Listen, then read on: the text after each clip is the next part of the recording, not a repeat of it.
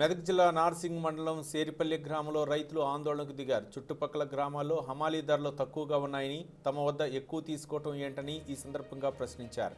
Quintal ధాన్యానికి అంతటా 36 రూపాయలు నడుస్తుంటే తమ గ్రామంలో 40 రూపాయలు ఇవ్వాలని డిమాండ్ చేయడం సబబు కాదన్నారు. హమాలీల వైఖరిపై నిరసనకు దిగిన రైతులతో సర్పంచ్ చొరవ తీసుకుని కొనుగోలు కేంద్రం నిర్వాహకులతో మాట్లాడి సమస్యను పరిష్కరించారు. అనంతరం రైతులు మాట్లాడుతూ ప్రాథమిక సహకార సంఘం ఆధ్వర్యంలో 20 మంది సొసైటీ డైరెక్టర్ ఉంటే వాళ్ల వ్యాపారులుగా ఏర్పడి అదనంగా సొమ్ము చేసుకుంటున్నారని ధ్వజమెత్తారు. షేరిపల్లి గ్రామంలో ధాన్యం నిల్వగా ఉండడం వల్ల రైతులంతా కూడా ఆందోళన చెందుతున్నారు.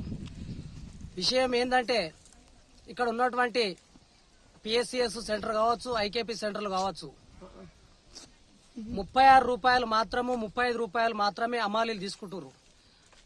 కాబట్టి ఇక్కడ కోఆపరేటివ్ సొసైటీ ఆధ్వర్యంలో ఉన్నటువంటి సెంటర్లో మాత్రం 40 రూపాయలు తీసుకుంటే రైతులంతా కూడా తీవ్రంగా ఖండిస్తూ 40 రూపాయలు తీసుకుంటున్నారు.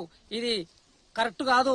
మేము అవసరమైతే దేనికైనా సిద్ధమే గాని రైతుల నుంచి అక్రమంగా డబ్బులు వసూలు చేస్తూ రైతుల నుంచి 40 రూపాయలు వసూలు చేయడము కరెక్ట్ కావడం కాదు. కాబట్టి రైతులంతా ఒక తాటి మీదకి వచ్చి ఇది 35 రూపాయలు 36 రూపాయలు తీసుకోవాలనే ఉద్దేశంతో రైతులంతా ఒక నిర్ణయానికి రావడం జరిగింది.